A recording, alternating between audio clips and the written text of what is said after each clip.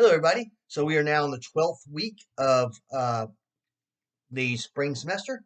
And this week we're going to look at a very important poet in British literary history, William Butler Yeats. William Butler Yeats is probably defines poetry in the 20th century for British literature. Now, you will be happy to know that this will be the last week you have to deal with poetry.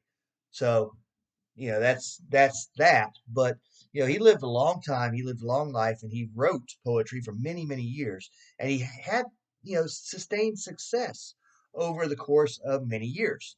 So um, anyway, with this week we're going to look at the three phases of William Butler Yeats. So with the Lake Isle of Innisfree, you're going to see that he is trying to call on the Irish background. So William Butler Yeats was Irish, but he lived in a time of great turmoil between Ireland and England, and he considered England a home as well. So imagine, if you will, uh, living in a country and being born in a different country, and those two countries are kind of at odds with each other.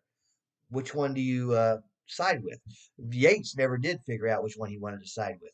So for Lake Isle of Innisfree, he harkens back to his Irish roots, and he talks about this island that nobody would ever have heard of had he not written this poem about it. But now it's a tourist attraction. So he talks about how when he's in the city, he uh, he thinks about this island and the sounds of nature, like the bee glade and things like that, and it takes him back to a calmer, happier place when he's in the hectic city. Then you got Easter 1916, and this is where his dual citizenship really comes to the fore.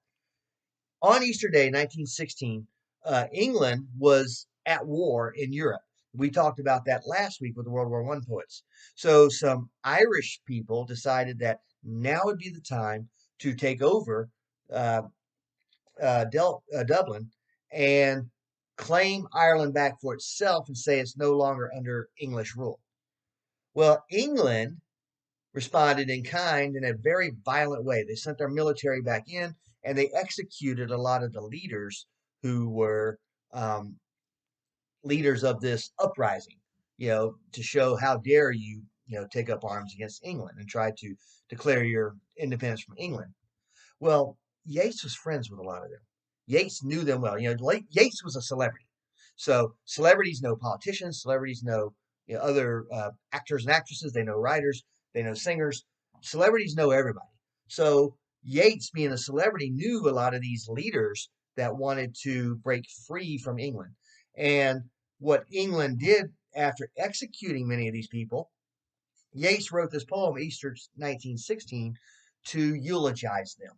And one of them he didn't particularly like because he married the woman that he was in love with, a woman named Maud Gonne. Uh, but he still eulogized him anyway. So think about being in a position where your home country and the country that you call home now, your original country and the country you call home now, are having military conflict. What do you do? Well, that's what he tried to address in Easter 1916. And then finally, Leda and the Swan. This comes from mythology. Uh, Zeus, who is the king of all gods, was not the kind of god that you worship on Sundays. He was a nasty sob, right? He raped women. He committed violence against anybody he doesn't like. He was really somebody you did not want to cross. And if you were a beautiful woman, you probably didn't want to encounter him either. So he rapes a beautiful woman by the name of Leda. And what's important about that is that Leda laid eggs, because what Zeus did was he disguised himself as a swan. So he transforms from this manly god to a swan and then proceeds to rape the beautiful Leda. If you can imagine being raped by a swan, that's probably a terrifying thing. So Leda, because he was in bird form, she lays eggs. She lays four of them.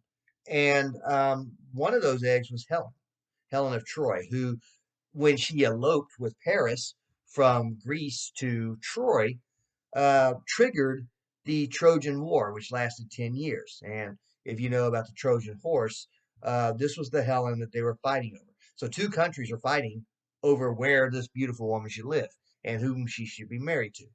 Um, and then, of course, uh, Clytemnestra was also born out of that unholy union. And so she would end up murdering her husband with her daughter's help.